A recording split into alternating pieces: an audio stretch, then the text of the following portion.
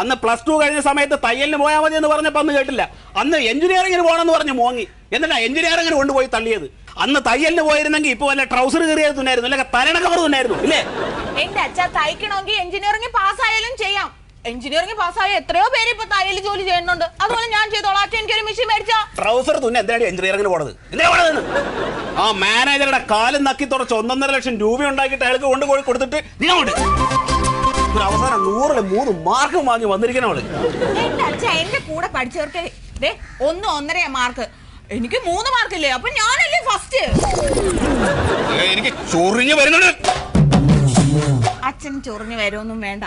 റീവാലുവേഷന് കൊടുത്താലേ ചിലപ്പോ എനിക്ക് ഫസ്റ്റ് ക്ലാസ് എങ്കിലും കിട്ടും.